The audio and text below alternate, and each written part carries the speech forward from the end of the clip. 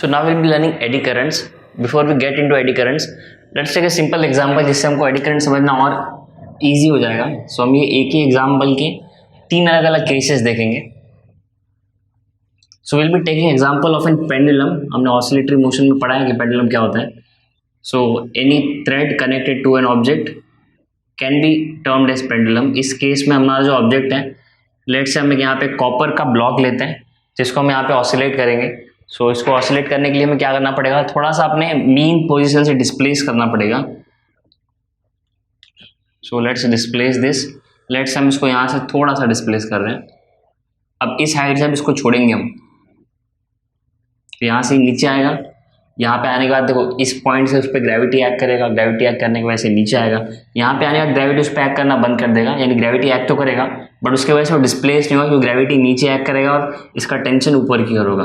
But इसके बाद भी due to the momentum which this block carries, ऊपर से नीचे आता है जो मोमेंटम होगा उसकी वजह से और ऊपर जाएगा और ये ऐसे ही कंटिन्यूसली ऑसिलेट करते रहेगा. कब तक? जब तक उसका पूरा वो जीरो नहीं हो जाता, उसके पूरे एम्पलीट्यूड जो है वो जीरो नहीं हो जाते क्योंकि एयर रेजिस्टेंस की वजह से धीरे धीरे वो स्लो डाउन करते जाएगा. ड्यूरिंग दिस प्रोसेस मैंने क्या किया, मैंने ऑब्जर्व किया और नोट भी किया कि मैंने इसको यहाँ से छोड़ा था कब और इसको ऑसिलेट करते करते धीरे धीरे वापस रेस्ट पे आते आते कितना टाइम लग गया. इन दोनों पॉइंट्स के बीच में टोटल टाइम कितना लगा ये मैंने नोट किया. So let's assume a random number. Let's a time taken by this pendulum to come to rest after disturbance. Let's say this time is 15 seconds. Let's name this T1. तो पहले case में मैंने एक pendulum को oscillate किया. Pendulum किस चीज से बना हुआ है? कॉपर के ब्लॉक से बना हुआ है. इसको ऑसिलेट करने के बाद इसको वापस रेस्ट पे आने के लिए 15 सेकंड्स लगे. अब ये सेम एक्सपेरिमेंट में रिपीट करता हूँ पर इस बार कुछ चीजें अलग होंगी. यानी वापस हम यही कॉपर का ब्लॉक लेंगे, सेम डायमेंशन, सब कुछ सेम, स्ट्रिंग का आपका लेंथ सेम. इसको जब ऑसिलेट करेंगे तो हमने उसको जिस हाइट से डिस्प्लेस किया था वो भी हम सेम रखेंगे. यानी कि हम कोई भी पैरामीटर्स यहाँ पे चेंज नहीं कर रहे, राइट. एक ही चीज़ हम चेंज करेंगे कि इसको जब ऑसिलेट कर रहे हैं हम, इसका ऑसिलेशन भी यही पाथ लेगा. बट इस केस में मैंने क्या किया, इसको दो मेटल की प्लेट्स के बीच में रखा हुआ है जिसको हम करंट प्रोवाइड कर रहे हैं. मतलब ये इलेक्ट्रोमैग्नेट्स हो गए, या फिर लेट्स से हम डायरेक्ट दो मैग्नेट्स के बीच में इसको रख देते हैं. तो मैंने यहाँ पे दो मैग्नेटिक प्लेट्स रखे. तो ये इसके पीछे है, मैग्नेटिक प्लेट आगे, तो इसके पीछे ऑसिलेट हो रहा है तो हम इसको देख नहीं पा रहे. अब इसके पीछे एक और आपका मैग्नेटिक प्लेट होगा और ये दोनों प्लेट के बीच में ये ऑसिलेट हो रहा है. So let's say the first plate जो बाहर की ओर है वो हमारा नॉर्थ पोल है और जो दूसरा प्लेट जो वो साइड है वो उसका साउथ पोल है. ठीक है. तो ये दोनों मैग्नेट के बीच में, नॉर्थ और साउथ पोल के बीच में, इसका एडजस्टमेंट कैसे भी कर सकता हूँ मैंने जो कॉपर का ये ब्लॉक है उसके साइड वाला नॉर्थ पोल उसके साइड रखा और दूसरे वाले केस में साउथ पोल इसके साइड रखा. सो इन शॉर्ट मुझे क्या करना है, दो पोल्स के बीच में इसको ऑसिलेट कराना है. इसके सिंप्लीफाइड व्यू में देखें तो ये मुझे कुछ ऐसा दिखना चाहिए, नॉर्थ साउथ, और इसके बीच में मेरा ब्लॉक होगा ऑसिलेट. अब हम अलग व्यू से देख रहे हैं तो यहाँ पे मेरा ब्लॉक अंदर बाहर ऐसे मूव करेगा. तो इस केस में मैंने क्या नोटिस किया, अब देखो हमने यहाँ पे मटेरियल यूज किया copper, and as we know copper is not one of the ferromagnetic material, which means इसको मैग्नेट और मैग्नेटिक फील्ड से बहुत ज़्यादा फर्क नहीं पड़ता. आपने पढ़ा रहेगा मैग्नेटिक मटेरियल्स में आपका जो कोबाल्ट होता है, निकल होता है, आयरन होता है, ये मैग्नेट से सीधा चिपक जाता है, अट्रैक्शन बहुत ज़्यादा होता है. कॉपर के साथ आपको वैसा अट्रैक्शन देखने नहीं मिलेगा क्योंकि इसका ससेप्टेबिलिटी लो होता है.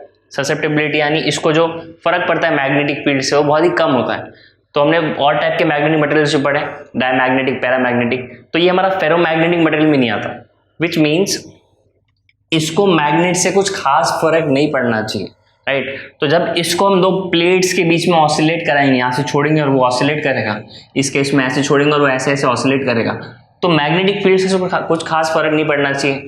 बट स्टिल हमने एक चीज़ नोटिस की कि जब मैं इसको दो पोल्स के बीच में ऑसिलेट कराता हूँ, मैग्नेट के दो डिफरेंट पोल्स के बीच में, तो यहाँ पे इसका जो टाइम पीरियड मुझे मिला इस केस में वो बहुत कम था.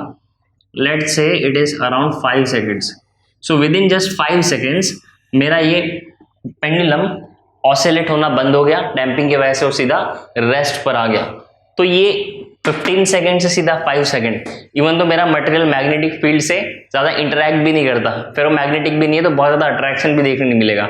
यहाँ आयन रखा होता तो अलग बात होती, आयन का आप ऑसिलेट कराने जाते हो सीधा मैग्नेट को चिपक जाता, वहीं पर ऑसिलेशन खत्म हो जाता, but that is not the case for copper. तो फिर ऐसा क्यों हो रहा है? अब सेम इन दोनों के साथ हमने जैसे किया वैसे ही एक और केस लेंगे। इसमें हम क्या करेंगे, अब मैंने जो ब्लॉक लिया है कॉपर का, इसको थोड़ा सा हम चेंज करेंगे। क्या चेंज करेंगे? बाकी सारा कंडीशन सेम रखेंगे, अभी भी इसको 2 प्लेट के बीच में ही रखने वाले हैं जैसे पहले रखा था, बट इस बार इसमें हम कुछ स्लॉट्स करेंगे। यानी इसको यहां से ऐसे कट करेंगे, तो ये मेरा पूरा सॉलिड ब्लॉक नहीं है जैसे ये था, इसमें अंदर काफ़ी सारे स्लॉट्स किए हुए हैं, यानी बीच में आपको काफ़ी सारे ऐसे हॉलो सेक्शंस मिलेंगे जो यहाँ से लेके यहाँ तक पूरे अंदर पूरे ट्रेस होंगे। सो अगर मैं ये सेम प्रोसेस वापस यहाँ पे करता हूँ तो मुझे क्या देखने मिलेगा, 2 प्लेट्स के बीच में जब ये ऑसिलेट करेगा, अब इसका जो टाइम पीरियड होगा, let's say it is 10 seconds. तो हमने किया गया, हमने सबसे पहले एक पेंडुलम लिया जिसमें कॉपर का ब्लॉक लिया, उसको ऑसिलेट कराया, रेस्ट पे आने तक वेट किया, उसको टाइम लगा 15 सेकंड्स। मैंने उसको 2 मैग्नेटिक पोल्स के बीच में ऑसिलेट कराया, even though it is not a ferromagnetic material, still उसका ऑसिलेशन बहुत जल्दी डैम्प्ड हो गया, यानी बहुत जल्दी वो रेस्ट पे आ गया जस्ट 5 सेकंड्स में। पर उसी को अगर मैं स्लॉट्स करके लगाता हूँ 2 मैग्नेट्स के बीच में, तो उसका डैम्पिंग का प्रोसेस थोड़ा स्लो हो गया, यानी कि पहले वो 5 सेकंड में रुक रहा था, अब वो 10 सेकंड में रुक रहा है। तो इससे हम क्या कंक्लूड करेंगे? इससे हम ये कंक्लूड करेंगे कि मैग्नेटिक फील्ड से इसको फर्क तो पड़ रहा है, जिसकी वजह से इसका ऑसिलेशन स्लो हो रहा है। पर अगर मैं इसके अंदर स्लॉट्स कर दूं तो उसका वो जो प्रोसेस है स्लो होने वाला, डैम्पिंग वाला प्रोसेस, वो थोड़ा कम हो जाता है। ऐसा क्यों? क्योंकि जब भी आप रिलेटिव मोशन दोगे एक कंडक्टर को, तो मैग्नेटिक रिलेटिव मोशन दोगे उसको with respect to a magnet, यानी जब भी उसका मैग्नेटिक फील्ड चेंज होगा, उसके लिए मैग्नेटिक फ्लक्स चेंज होगा, तो उसके अंदर एक करंट जनरेट होता है जिसको हम कहते हैं eddy current. And the property of eddy current is कि ये गोल लूप्स में बनता है ऐसे। अब इसके वजह से होता है, इसकी वजह से 2 चीज होती है।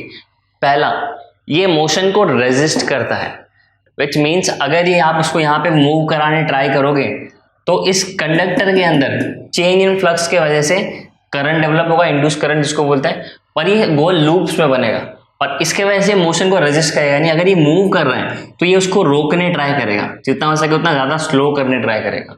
तो दूसरे केस में इसके वजह से हमारा ये टाइम पीरियड जो था, जो टोटल टाइम था, टाइम पीरियड नहीं बोल सकते इसको, जो टोटल टाइम था इसके रेस्ट पे आने का, वो कम हो गया। अब ये तीसरे केस में ऐसा क्या हुआ कि वो फिर वापस थोड़ा सा बढ़ गया, तो हमने यहाँ पे कुछ स्लॉट्स कर दिए। अगर आप इसको मैग्नीफाई करके देखोगे तो आपको ये चीज़ समझेगी कि स्लॉट्स करने के बाद इस ब्लॉक के अंदर एडी करंट्स बनना थोड़ा सा कम हो गया, क्योंकि यहाँ पे स्लॉट है तो लूप कंप्लीट ही नहीं हो सकता। बहुत जगह पे आपके एडी करंट्स कंप्लीटली फॉर्म नहीं हो पा रहे थे ड्यू टू द स्लॉट्स, तो आपके एडी करंट कम जनरेट हो रहे हैं, और इन रिटर्न अगर एडी करंट कम जनरेट हो रहा है तो आपका जो डैम्पिंग वाला इफेक्ट है वो कम हो रहा है। तो इससे हम कुछ चीज़ें कंक्लूड करेंगे और एक बार देखेंगे कि वीडियो जिससे हमको क्लियर हुआ कि एडी करंट एग्जैक्टली कैसे मोशन को रेजिस्ट करता है, और लास्ट में एक बार वापस डिफाइन करेंगे एग्जैक्टली एडी करंट क्या होता है और उसके एप्लीकेशंस देखेंगे। So let's summarize this by this 3 points. First, जब भी आप चेंज इन फ्लक्स करोगे किसी मेटल के लिए, हमने एग्जांपल लिया था कॉपर का, जब भी एक मेटल को चेंज इन फ्लक्स फील होगा तो ऑब्वियसली बात है उसमें इंड्यूस करंट जनरेट होंगे, क्योंकि मेटल्स में फ्री इलेक्ट्रॉन्स होते हैं, और इंड्यूस्ड ईएमएफ जनरेट होगा जिसकी वजह से वो मूव करना स्टार्ट करेंगे, जिसकी वजह से इलेक्ट्रॉन्स मूव करेंगे तो आपको इंड्यूस्ड करंट मिलेगा। तो चेंज इन फ्लक्स होने की वजह से करंट जनरेट होता है, पर formation of eddy currents takes place, यानी ये करंट जो होंगे ये आपके सर्कुलर लूप्स में होंगे, ऐसे लूप या रिंग फॉर्म में। अब ये जो होता है रिजेंबल करते हैं वर्लपूल्स को या एडीज को, तो इसलिए इसको हम एडी करंट कहते हैं। वर्लपूल्स आपने देखे रहेंगे, तो वर्लपूल और एडी भी इसी शेप पे गोल गोल घूमते हैं कंटिन्यूसली, तो इसलिए इसको एडी करंट भी कहते हैं। इसके लिए एक और नाम है, इन करंट्स को हम फुकल्ट्स करंट भी कहते हैं, because it was discovered by Foucault, तो उसके नाम से भी इस करंट को जाना जाता है। Now the significance of this current is, जब भी किसी कंडक्टर के अंदर एडी करंट जनरेट होता है तो इसके वजह से 2 चीज़ें हो सकती है। पहला, रेजिस्टेंस टू मोशन। अब देखो अगर चेंज इन फ्लक्स करना है तो इट इज वेरी ऑब्वियस कि आपके कंडक्टर और मैग्नेटिक फ्लक्स, आपका जो मैग्नेटिक मटेरियल है जिसके बीच में आपको change in magnetic flux feel करना है, उन दोनों के बीच आपको रिलेटिव मोशन करना पड़ेगा। हमने पहले भी देखा है रिलेटिव मोशन नहीं होगा तो मैग्नेटिक फ्लक्स चेंज नहीं होगा। मैग्नेटिक फ्लक्स तो होगा पर वो चेंज नहीं होगा। तो मैग्नेटिक फ्लक्स चेंज करने के लिए आपको रिलेटिव मोशन करना पड़ेगा। तो जब भी चेंज इन फ्लक्स होगा, यानी जब भी रिलेटिव मोशन होगा आपका इस कंडक्टर और मैग्नेट के बीच में, तब तक आपका एडी करंट जनरेट होगा। और जब भी एडी करंट जनरेट होगा तो इसका उल्टा होगा, वापस वो मोशन को स्टॉप करने ट्राई करेगा। देखो अब से मोशन होगा तभी तो आपका रिलेटिव मोशन होगा, आपका रिलेटिव मोशन की वजह से डिस्टेंस चेंज होगा। तो एडी करंट क्या करता है, उसी मोशन को रोकने ट्राई करता है। यानी सोचो अगर आप किसी बॉडी को मूव करते हो, उसके वजह से फ्लक्स चेंज हो रहा है, तो ये करंट उसी मोशन को रेजिस्ट करेगा, जिसकी वजह से आपका जो मटेरियल मूव कर रहा है वो रुक जाएगा, मोशन को धीरे धीरे वो स्लो डाउन करेगा, जैसे हमने एग्जांपल में देखा था। दूसरा, इसके वजह से हीटिंग इफेक्ट भी होता है, यानी जिस कंडक्टर में आप इसको कर रहे हो कंडक्टर हल्का सा गर्म हो जाएगा, जितना आप इसको रिपीट करोगे उतना उसमें हीट बढ़ते जाएगा। तो इन दो के बेसिस पर एडी करंट के बहुत सारे एप्लीकेशन है। तो हम एप्लीकेशन भी देखेंगे, बट उसके पहले देखते हैं कि एग्जैक्टली एडी करंट्स की वजह से मोशन कैसे रेजिस्ट होता है। So, जैसे कि हमने देखा all the clips in this videos were purely due to resistance in motion due to eddy currents. यहाँ पे मैग्नेटिक अट्रैक्शन और रिपल्शन का कोई भी रोल प्ले नहीं है। तो आपने जितनी भी जगह देखा सब जगह आपको मोशन रेजिस्ट कर रहा था just because of eddy currents. तो हमने एप्लीकेशंस की बात की थी, तो इसके एप्लीकेशंस दो अलग अलग जगह पर हो सकते हैं। जैसे कि हमने देखा कि इसके वजह से हमको दो आउटकम मिल सकते हैं। पहला, मोशन को रेजिस्ट करना, तो मोशन को रेजिस्ट करने के वजह से इसके जो एप्लीकेशंस होंगे उसके रिलेटेड होंगे। रेजिस्टेंस ऑफ मोशन, तो मोशन हमको कहाँ कहाँ रेजिस्ट करना पड़ सकता है, हमको इलेक्ट्रिक मैग्नेटिक ब्रेक्स में इसको यूज कर सकते हैं। जैसे बहुत सारे एलिवेटर्स होते हैं जिसमें आपके बहुत बड़े बड़े, अगर आपके स्काई स्केपर्स हैं तो वहाँ पे आपके एलिवेटर्स को काफ़ी लंबा डिस्टेंस ट्रैवल करना पड़ता है, let's say 100 floors, 150 floors, 200 floors. तो अगर अचानक से इस एलिवेटर कुछ हो जाता है and suddenly it starts falling freely due to the gravity, तो इसको रोकना बहुत ज़्यादा डिफिकल्ट होता है। तो इसके लिए हम मैग्नेटिक ब्रेक्स का यूज़ करते हैं, जो भी कहीं ना कहीं एडी करंट के प्रिंसिपल पे काम करते हैं। इवन आपके जो मैग्नेटिक लेविटेशन वाले ट्रेन्स होते हैं, जो बुलेट ट्रेन्स काफ़ी हाई स्पीड से चलते हैं, 600 kilometre per hour, 700 kilometre per hour, 750 kilometre per hour, इसको स्टॉप करने के लिए भी हम एडी करंट का यूज़ कर सकते हैं। तो पहला इसका एप्लीकेशन कहाँ पे होगा, जहाँ पे हमको मोशन को रेजिस्ट करना है। इसका सेकेंड एप्लीकेशन होगा जहाँ पे हमको हीटिंग इफेक्ट, जहाँ पे हमको हीटिंग इफेक्ट चाहिए होता है,